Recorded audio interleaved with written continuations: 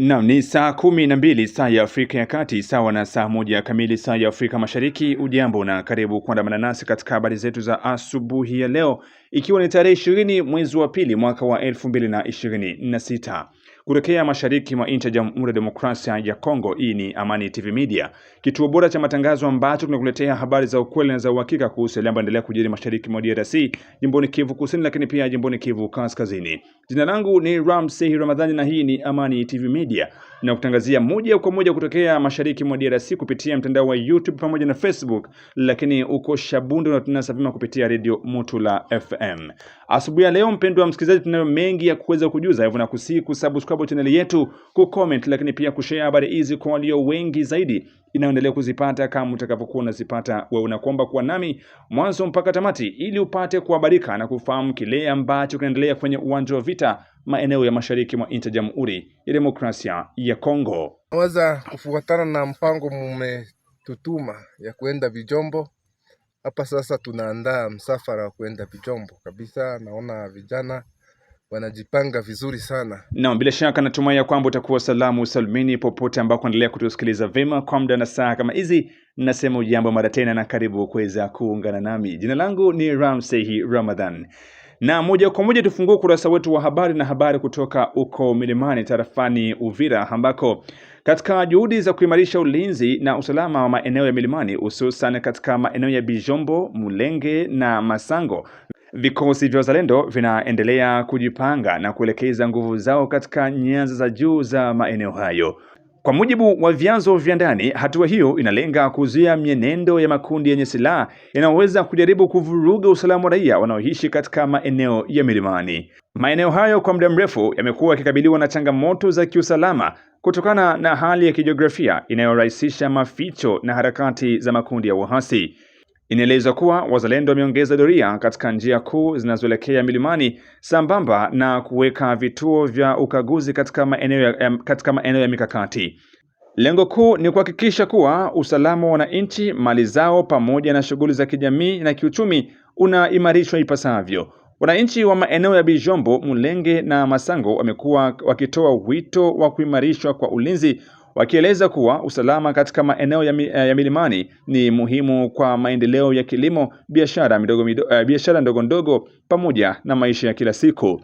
Viongozi wa kijamii katika eneo hilo wamehimiza ushirikiano kati ya vikosi vya ulinzi na wananchi, wakisisitiza kuwa taarifa za mapema kuhusu mienendo isiyo ya kawaida zinaweza kusaidia kuzuia matukio ya uvunjifu wa amani.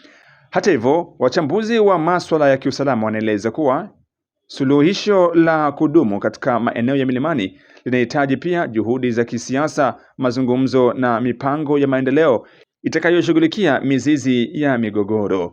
Kwa sasa hali inaelezwa kuwa ya afadhali, huku vikosi vya wazalendo vikiendelea kuwepo katika nyanza za juu kwa lengo la kuimarisha ulinzi na kuzuia jaribio lolote la kuvuruga usalama wa raia. Hapa ni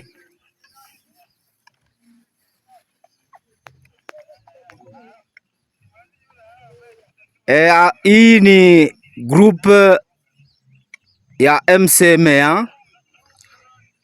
Unaona pale katikati General Commandant Force nguvu za milima.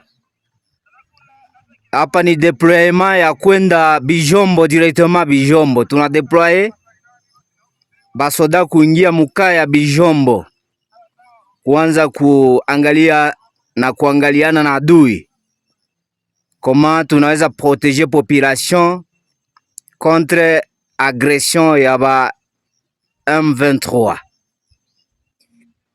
Tunaenda Bijombo. Hii ni image ya Bijombo na mzee ataongea kadogo. Naweza kufuatana na mpango mumetutuma ya kuenda Bijombo.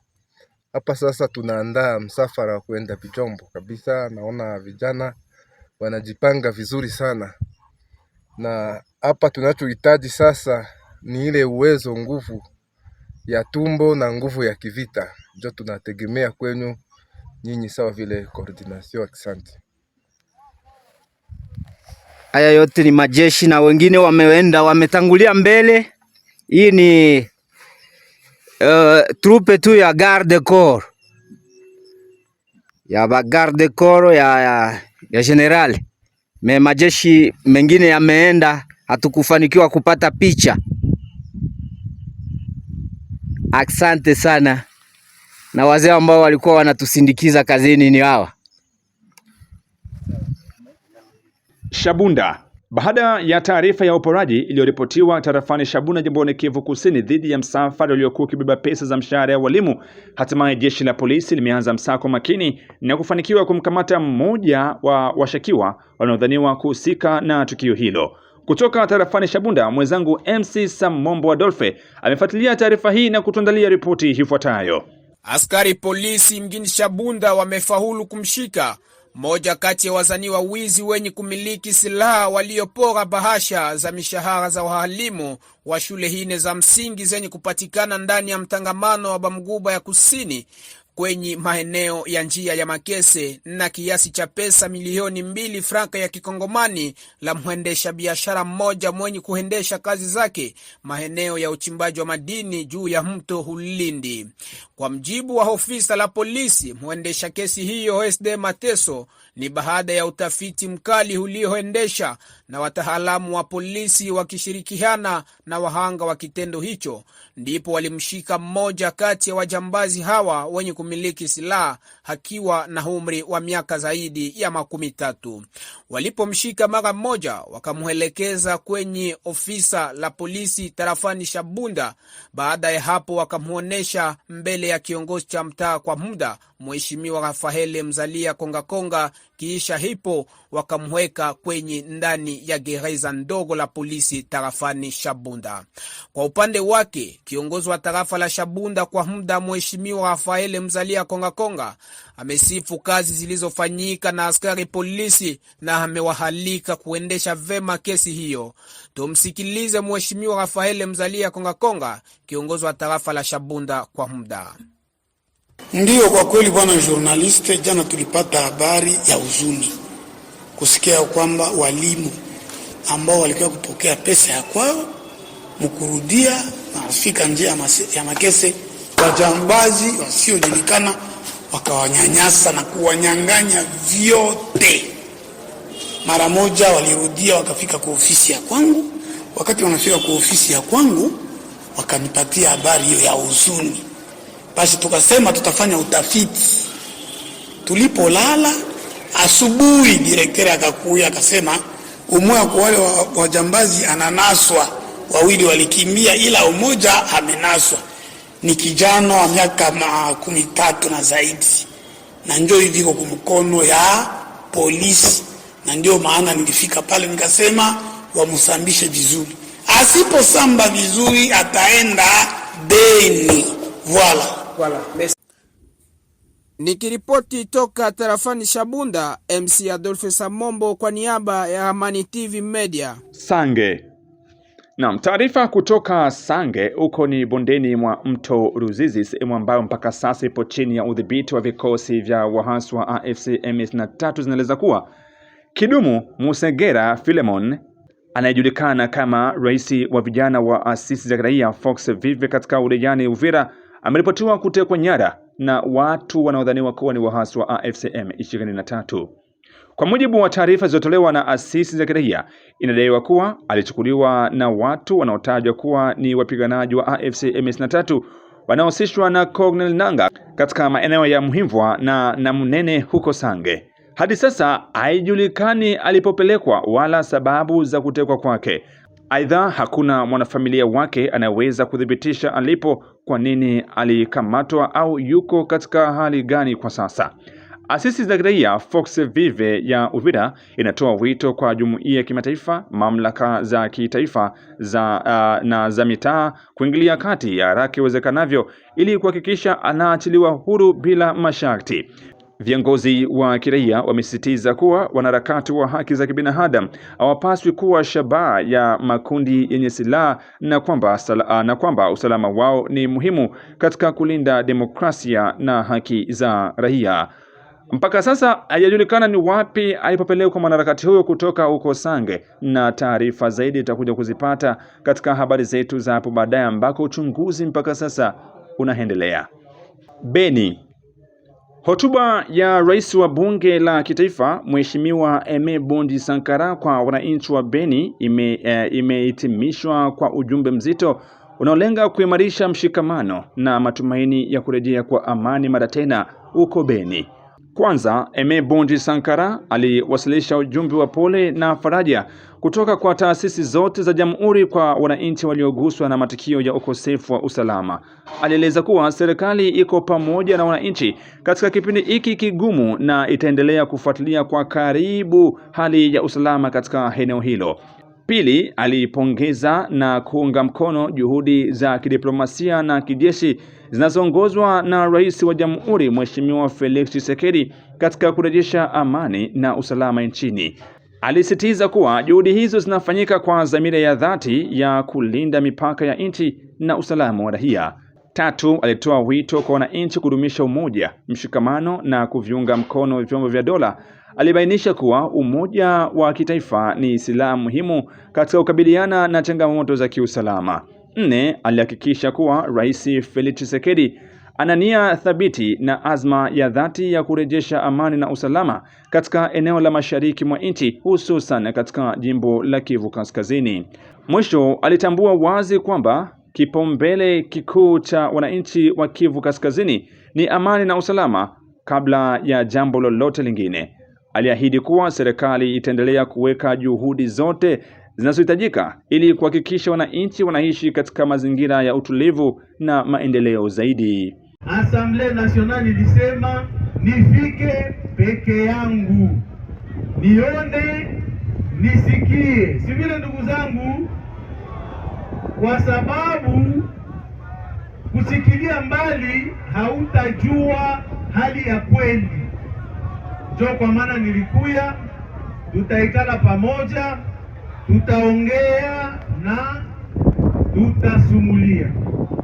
Lakini mbele niendelee na maongezi, nilitafuta kuwafikishia salamu za kutokea kwa baba wa taifa President Felix Antoine Tshisekedi Tshilombo, President de la République.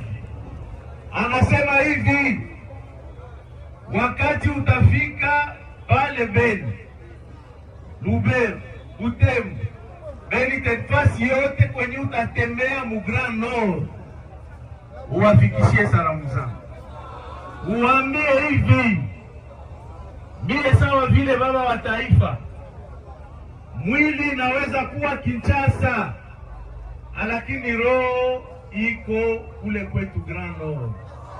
Na mimi najua na mimi nahakikisha, kwa sababu sawa vile baba wa jamaa, kama kuna mtoto anagonjwa, kama kuna mtoto ameumia, hawezi kupata usingizi. Tunasikilizana ndugu wapenzi? Alisema ni wasalimie, alisema ni wafelicite, kwa sababu mulionesha kama mko watu wa mapendo. Mulipokea wa ndugu zenyu wa kutokea teritwari zote. Watu wote walifika hapa, walipokelewa vizuri. Na kwengineko ni kwamba jeshi la Jamhuri ya Demokrasia ya Kongo FARDC limeanza kutumia mfumo mpya wa kisasa wa kupambana na drone unaojulikana kama mfumo wa D4 aiza D4 unaotengenezwa huko nchini India. Kwa mujibu wa taarifa zilizopo, mfumo huu wa teknolojia ya juu tayari unalinda viwanja vya ndege vya Kisangani pamoja na Kalemi. Inaelezwa pia kuwa huenda mfumo kama huo unatumika katika uwanja wa ndege wa Bujumbura. Mfumo wa D4 au D4 unatengenezwa na wataalamu wa India na gharama yake inaweza kufikia kati ya dola milioni 130 hadi dola milioni 359 za Kimarekani kulingana na aina ya uwezo wa silaha uliowekwa. Mfumo wa D4 unafanya kazi namna gani? Kwanza, mfumo huu una sensa za hali ya juu zinaweza kugundua, kufuatilia na kutambua droni hatari ndani ya umbali wa takribani kilomita 4. Pili, mfumo huu una njia mbili za kukabiliana na droni. njia isiyo ya maangamizi na njia ya maangamizi. Katika njia isiyo na maangamizi, mfumo huu unabaini droni na mara moja unavuruga mawasiliano kati ya droni na mtu ambaye anaelekeza. Hali hii inasababisha droni kupoteza udhibiti au kushindwa kufanya kazi ipasavyo. Kwa upande wa maangamizi kamili, mfumo wa Day4 hutumia teknolojia ya miale ya laser kuharibu droni mara moja. Laser hiyo ina uwezo wa kufika umbali wa kati ya kilomita 1 hadi kilomita 1.2 kulingana na nguvu ya silaha iliyowekwa. Mfumo huu una uwezo wa kuharibu hasa droni ndogo maarufu kama micro drones kwa kuhasiri mifumo yao ya kielektroniki. Kwa ujumla, matumizi ya mfumo wa Day4 yanaonekana kuimarisha usalama wa anga hasa katika maeneo nyeti kama viwanja vya ndege na vituo vya kimikakati. Na tukielekeza moja kwa moja huko Burundi, ni kwamba rais wa Jamhuri ya Burundi na mwenyekiti kwa sasa wa Umoja wa Afrika Mheshimiwa Evariste Ndayishimiye amempokea kwa mazungumzo rasmi kamishna wa Umoja wa Ulaya anayehusika na masuala ya usawa, maandalizi na usimamizi wa migogoro Bi Hanja Labib. George Joking, ni kipi ambacho kimezungumzwa huko? Hebu tuambie. Asante sana. Mazungumzo hayo yalifanyika katika mazingira ya kuimarisha ushirikiano kati ya Burundi, Umoja wa Afrika na Umoja wa Ulaya, hasa katika kukabiliana na changamoto za kibinadamu zinazoikumba kanda ya Afrika ya Kati. Katika kikao hicho, viongozi hao wawili walijadili kwa kina hali ya kibinadamu inayowakabili wakimbizi wa Jamhuri ya Kidemokrasia ya Kongo waliokimbilia nchini Burundi kufuatia hali ya usalama nchini mwao. Inaelezwa kuwa idadi ya wakimbizi inaendelea kuongezeka, jambo linaloongeza shinikizo kwa rasilimali na miundombinu ya nchi inayowahifadhi. Aidha, walizungumzia namna bora ya kuratibu na kurahisisha utoaji wa misaada kwa watu wenye mahitaji maalum, wakiwemo wanawake, watoto na wazee. Kipaumbele kiliwekwa katika uboreshaji wa upatikanaji wa chakula, huduma za afya, malazi pamoja na ulinzi kwa wakimbizi hao. Mheshimiwa Ndayishimiye alisisitiza umuhimu wa mshikamano wa kimataifa katika kubadilishana na migogoro ya kibinadamu, huku akitoa wito kwa jumuiya ya kimataifa kuendelea kusaidia Burundi katika juhudi zake za kuhifadhi na kuwahudumia wakimbizi.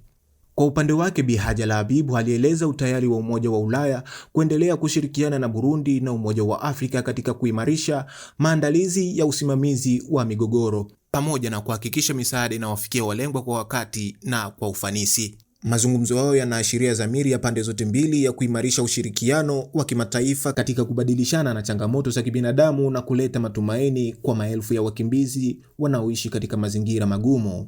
Na mpaka hapo ndipo tunaweka nukta katika habari zetu za asubuhi ya leo ambazo zimesoma kwenye nami Ramsey Ramadhani kutokea mashariki mwa nchi ya Jamhuri ya Demokrasia ya Kongo.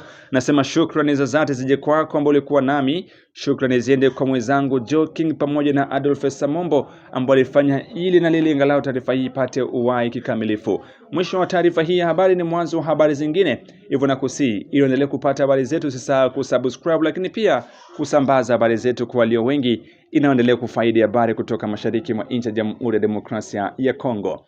Tukutane tena katika habari zetu za hapo baadaye. Kwa heri.